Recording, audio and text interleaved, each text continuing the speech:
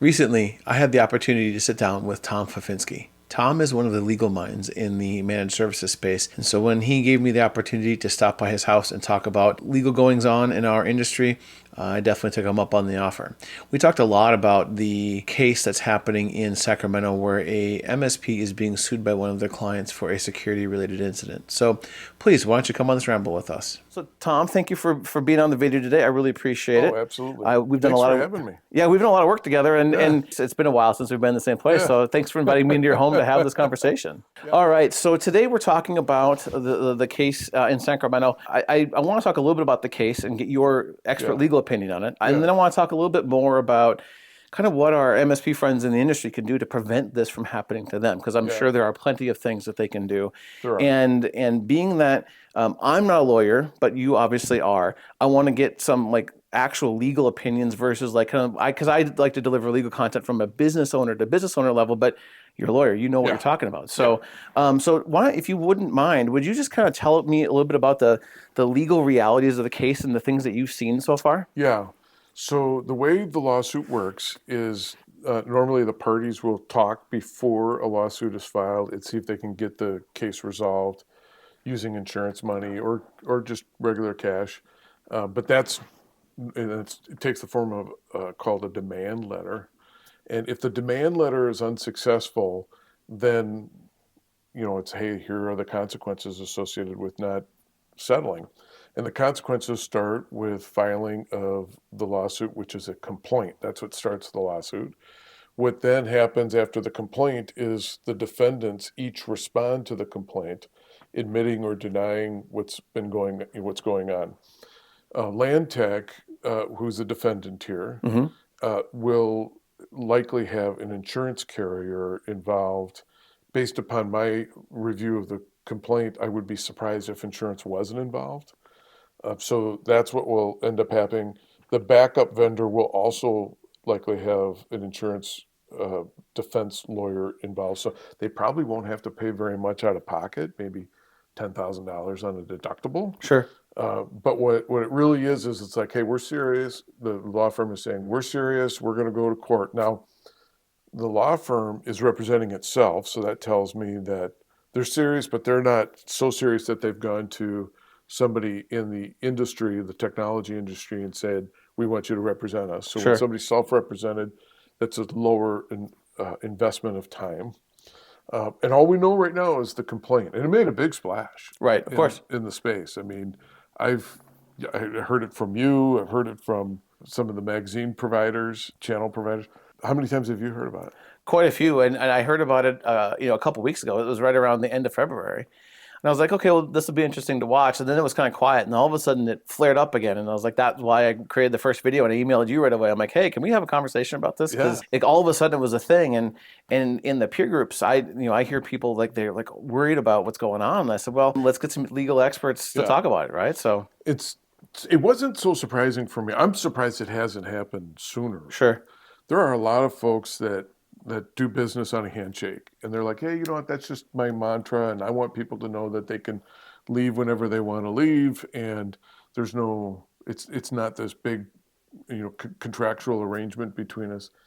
And I scratch my head on it because what the exposure you have is what's happening with the land tech firm. The law firm is saying that we had a verbal agreement, and everything that could possibly go wrong from a technology right, standpoint, everything there, cyber, monitoring, backup, everything that could possibly go wrong, you agreed as a part of our verbal agreement that you were actually going to take care of that and make sure it didn't happen. right, It is unlikely that they had that kind of a right. conversation.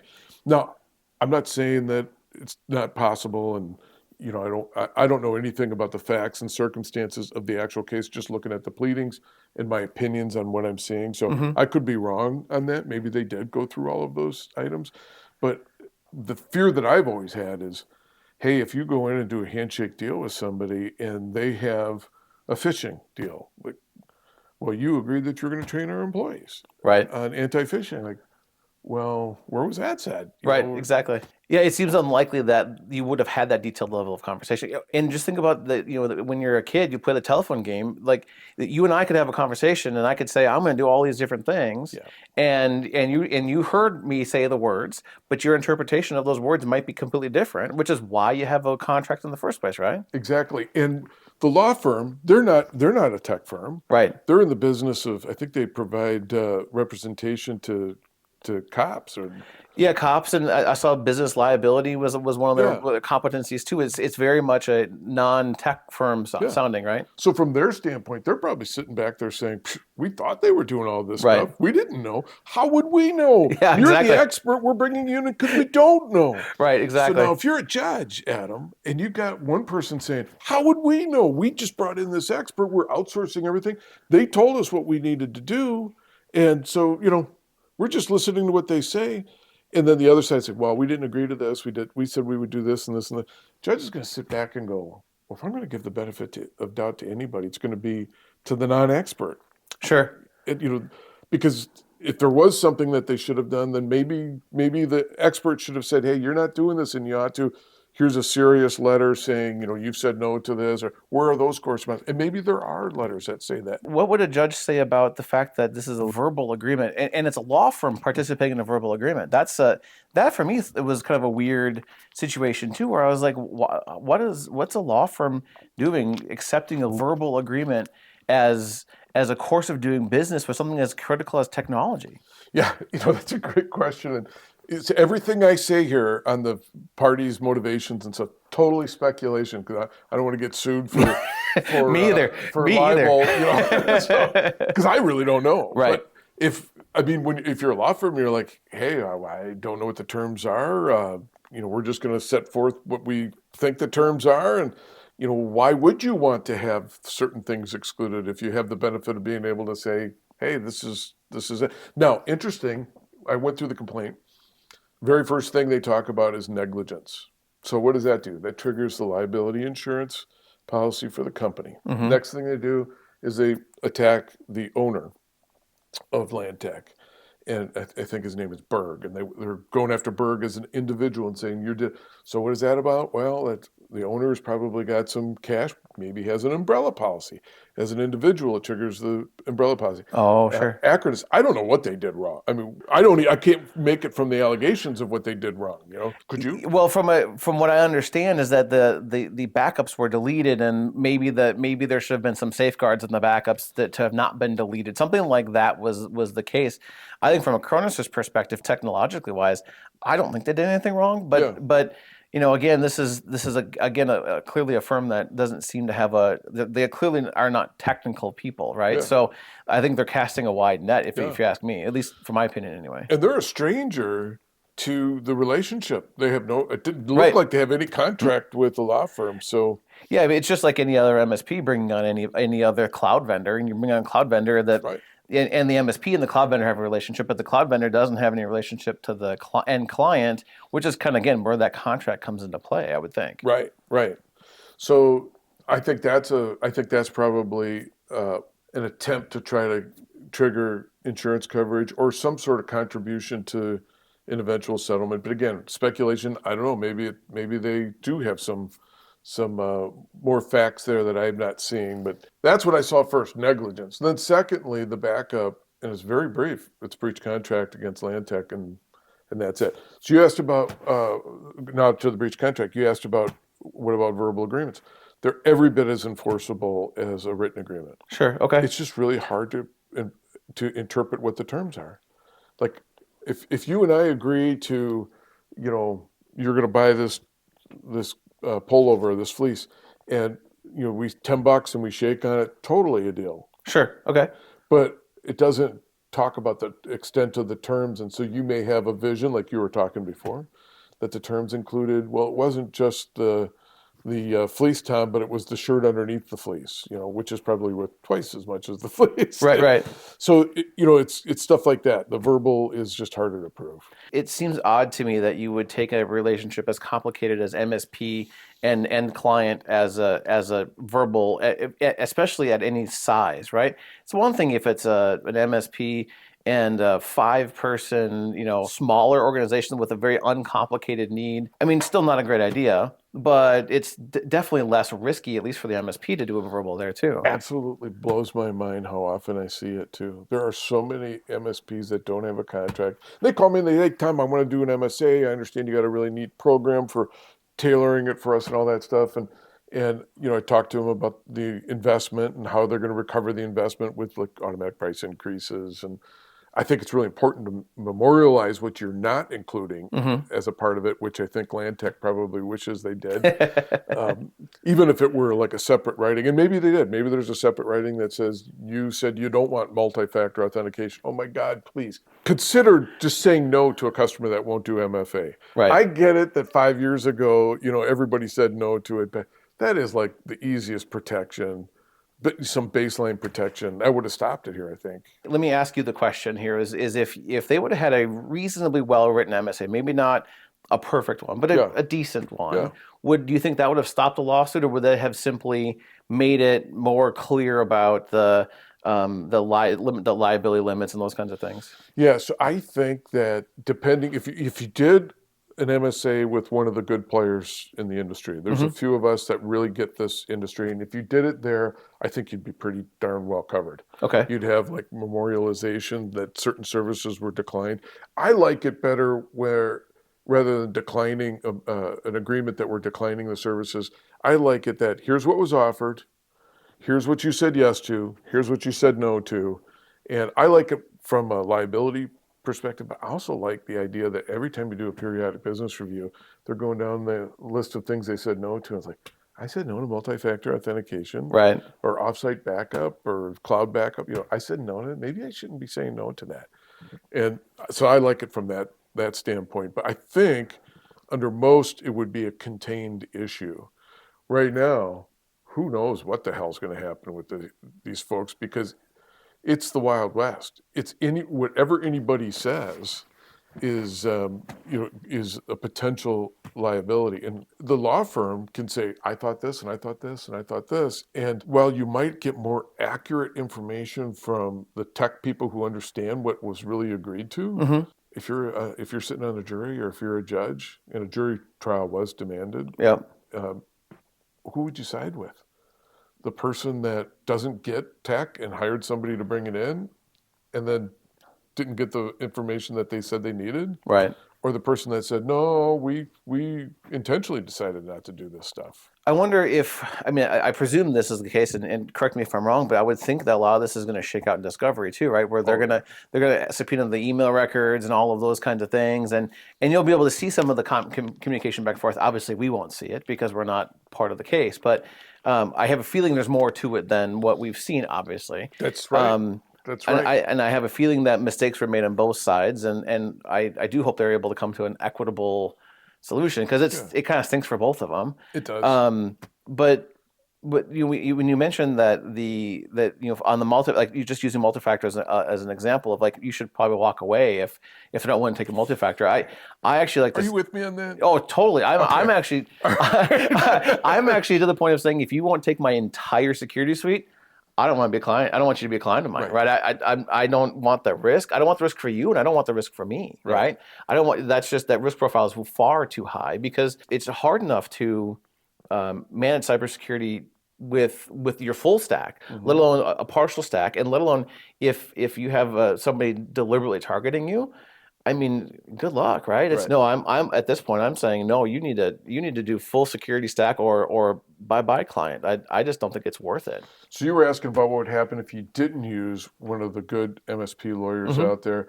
So what I see a lot from when clients bring to me what they are currently working with, which is brought up by or drafted up by their local attorney, what I see a lot is a limitation of liability clause that says, we're not going to be liable for anything more than 3 months or 6 months, which I think is really low, unless you have some other pieces to it.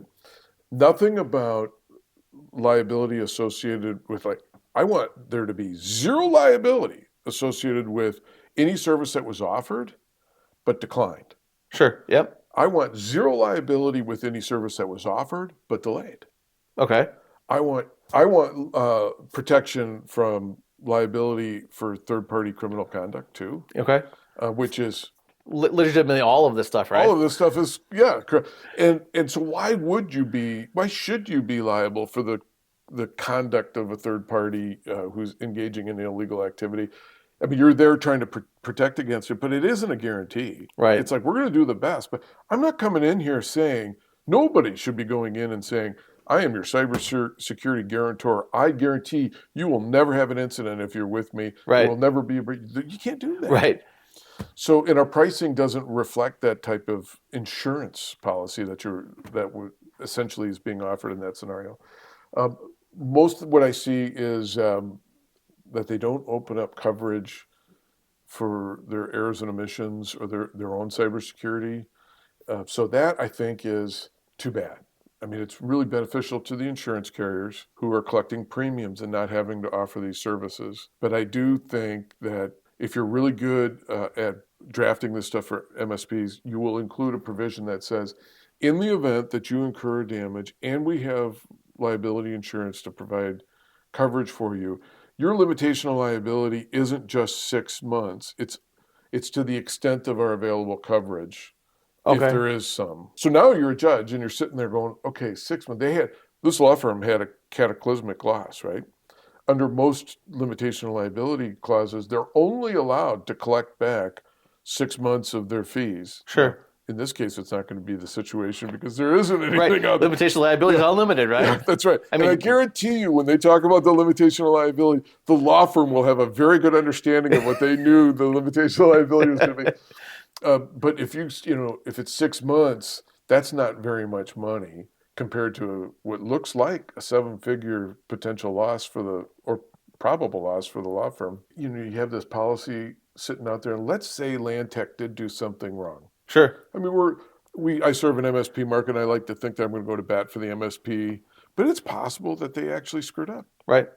And let's say they did screw up. Do we really want to limit our customers that we purport to care about to only getting 6 months from us when we have $1 million policy on the shelf here that provides coverage to them? And if they were to go against that and try to get that coverage, all that insurance carrier would say is, nope, you're not more liable for more than 6 months. That doesn't seem right to me. So I almost always try to open up that coverage for the harmed party. What does it do to the MSP? So let's say that they'd said to the extent maximum coverable extent or whatever Yeah, the language would be. available. Yep. What would happen to the MSP in this regard? So this hack happens and they pay the ransom and they do all the things and they pay out whatever the maximum amount would be. Mm-hmm. What happens to the MSP does the insurance company immediately drop them at that point? Do they jack up their rates? Like what does that look like probably? It's a case by case analysis, and so it's true that it might be harder for you to get coverage.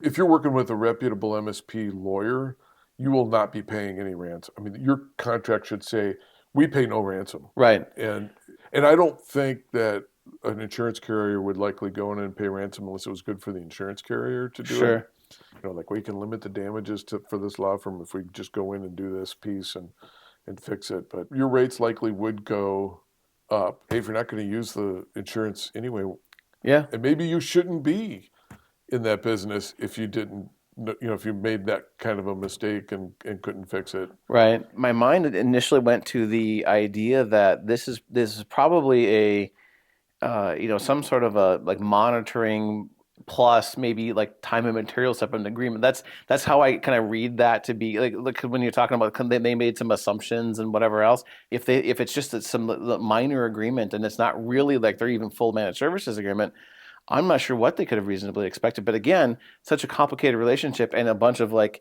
if then this and if then that that doesn't work over verbal, right? I mean, it really doesn't. if I'm buying your jacket, that's quick. That's you. That's a 30-second conversation. Right. If I want to cover your business because I'm your MSP, that's a multiple hour conversation just trying to explain it, right? So what happened? Like what happens with copyright infringement? Like, did they really sit down and talk about, hey, if there's a copyright infringement, like if you have unlicensed software here that you're using, you're going to indemnify us for that. And if we use unlicensed software for you, we'll indemnify. They didn't have that No, of conversation, course not.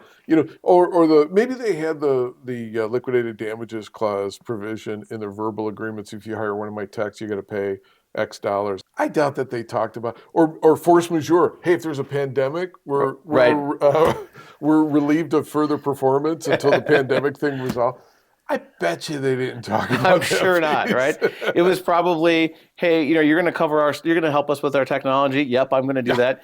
How much is it going to be? $5,000 a month. Okay. Cool. Sounds good. Shake hands and off you go, right? And what's happening now is the customer is claiming that the contract is everything they want it to be, Right. and that's what I've been concerned about. And I think every time I speak, I've said something like, "For God's sakes, don't do deals on a handshake.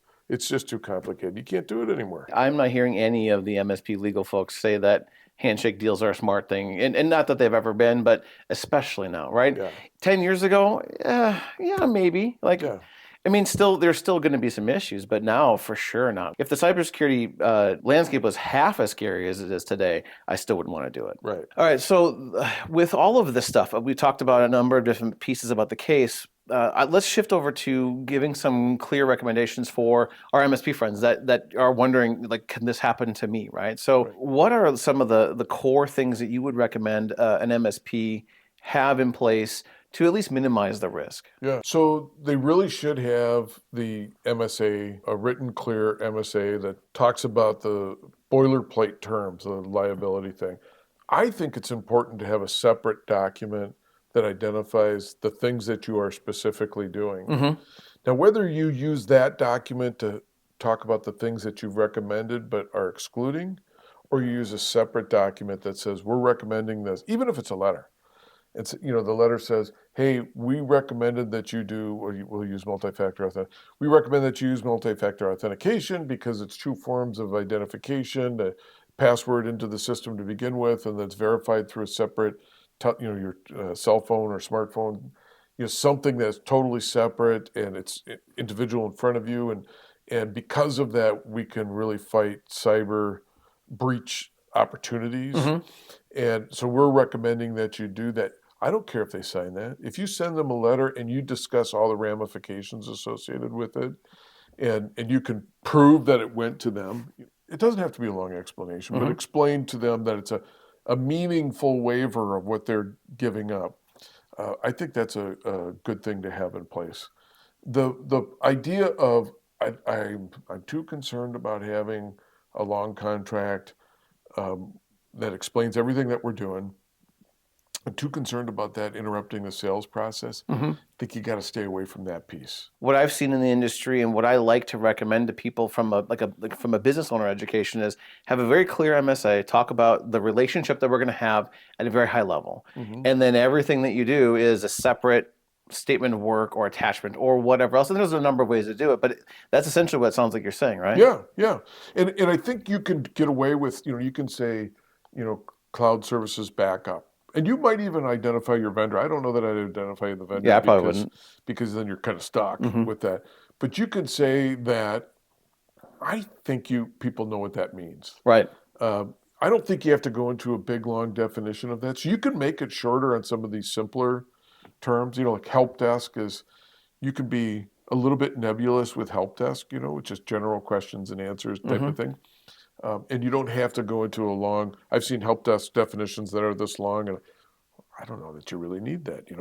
But I would create those boundaries and definitions. It's like when you play a game, like you're going to play Monopoly, Mm-hmm.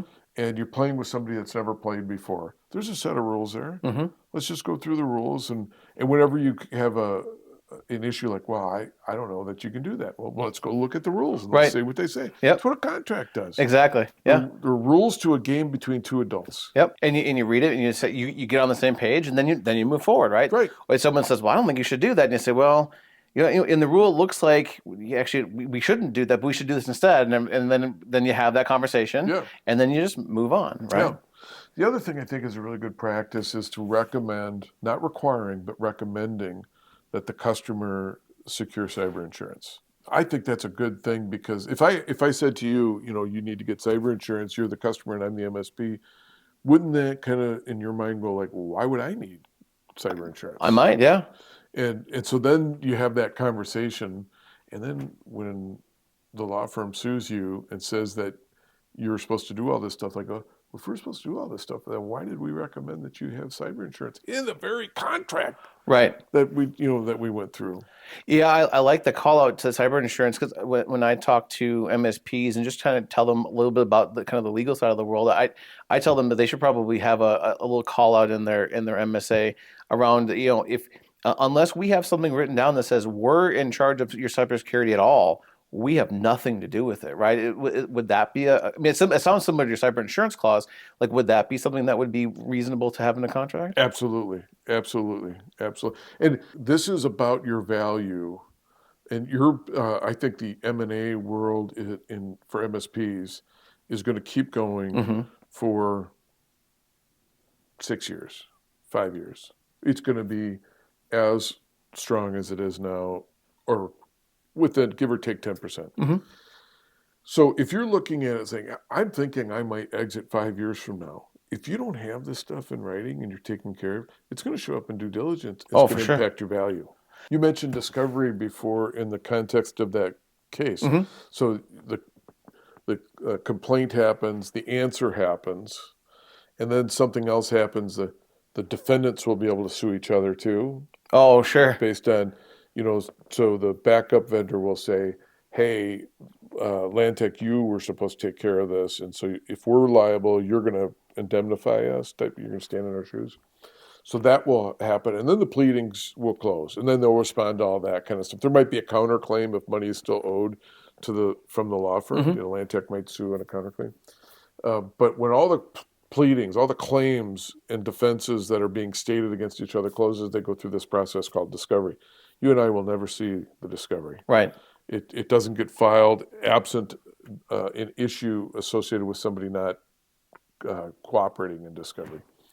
So the discovery piece is a lot like due diligence in the M&A. Oh, okay. Yep. And in due diligence in the M&A, they're looking at all relationships with everybody and what's happened with them. Have there been claims made and all that? They want to get to the bottom of those issues to see if whether or not your corporate practices have the hygiene that they require in order for them to be consider you as a target. In the lawsuit, it'll just be pretty much the parties, claims between the parties. They might go out beyond those claims. The test is if it's likely to lead to relevant evidence. So, they might assert like, well, you've got other customers that have had similar positions, land tech, and what Oh, happened sure. there, that type of thing. But so that due diligence piece is a big piece. And if you don't have these contracts in place, you're just impacting your nest egg. Most people look at their MSP as, I'm going to retire, and this is going to be a big way that I'm going to retire. Right. And why would you impact that value? Let's say they have insurance and they pay their deductible and all those things happen. At the very best case, this is a huge distraction and a PR nightmare, right? That's the best case in this. Right.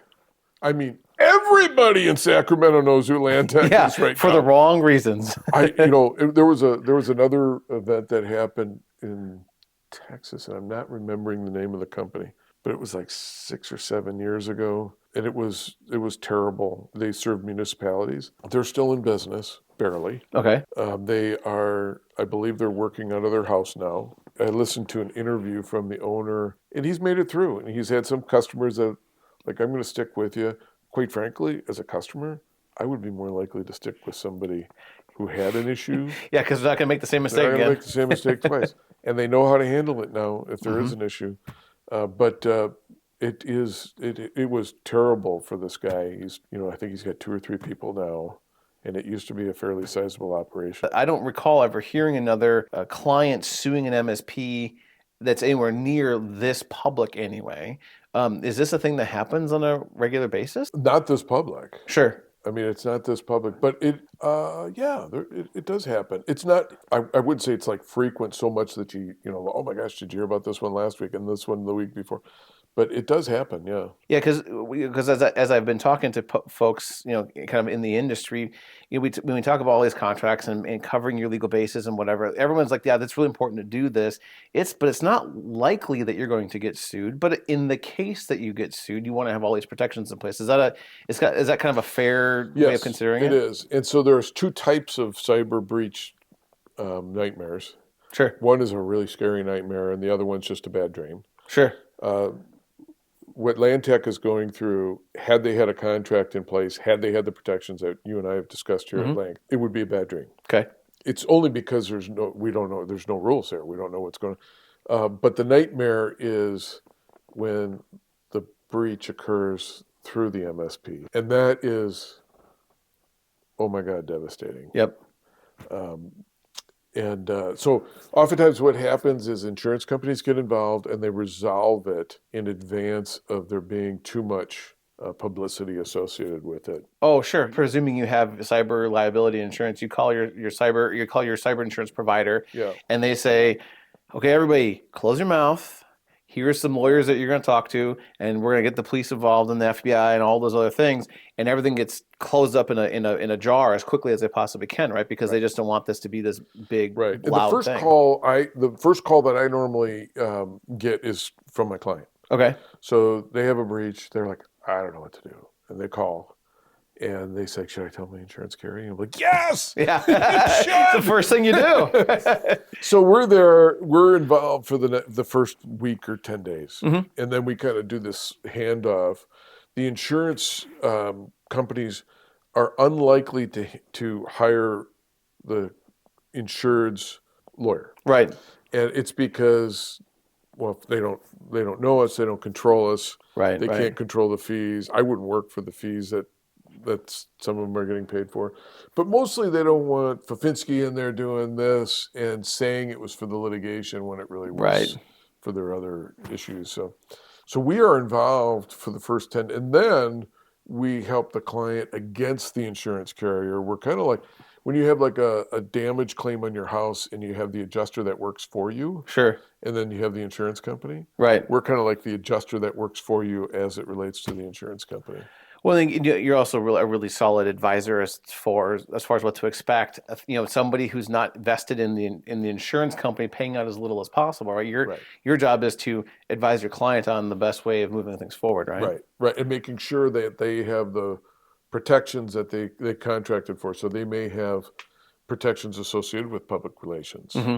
and reputation management and business interruption. Right. And so we make sure that they get their coverages on that piece too. So, real quick, if we can stick on insurance for just another moment, is from a typical MSP, maybe even small solopreneur getting your feet wet in the industry, all the way up through, a decent sized MSP. What insurance coverages do you think, at least or which policies in particular, do you think they should be considering? Yeah, they should have, professional liability insurance or E&O type insurance, and then a separate cyber policy. And I Hmm. think you should have $1 million coverage with a $2 million aggregate at the very least. And then there should be language in your limitation of liability that says that the fees that we're charging here, hey judge, the fees we're charging here are essential to and negotiated based upon the limitation of liability clause that's contained in this contract. If this wasn't here, we would be charging a lot more money. Because Sure. we want the judge to know that this was really important. It wasn't just like, you know, stuff that we threw in because we could. This was Right. really essential to the relationship. What we want at the end of the day is we want the client to be made whole to the extent of our available coverage, but only for those direct damages, only for the stuff that we are truly at fault for. All right. Any final recommendations? Anything that you think the MSPs should just know as a result of this case so far? Well, I know that you're probably serving people that are your friends. Hmm. You're probably serving people that you've worked for 10 years. Like, no, they're never going to do anything. They will say what the contract is based on how they perceive it when they have their loss. And so just really, you got to get off the handshake stuff and get something in. I mean, I can't emphasize that more than I have. I don't. Is it possible for me to emphasize it more than I have Yeah, today? I don't think so. It's pretty crystal clear at this point. Yeah, and I talk. Well, I can't afford to get contracts in place. Like, I don't know how you can afford not to. You know. Thank you, Tom. That was a great conversation. I really appreciated getting some time with you in person. Now, if you want to find out more about Tom or Tom's services, please head over to his website, virtuslaw.com. I'll throw the contact information and all of that in the description for this video. And speaking of this video, I hope you got some value out of it. And if you did, please go ahead and click on that like and subscribe. It definitely does help me on the YouTube side of things. If you were looking for more legal videos for MSPs, click up here. That'll be a playlist of all the legal videos I've recorded so far. And I want to thank you for coming on this ramble with Tom and I hope to see you on the next one.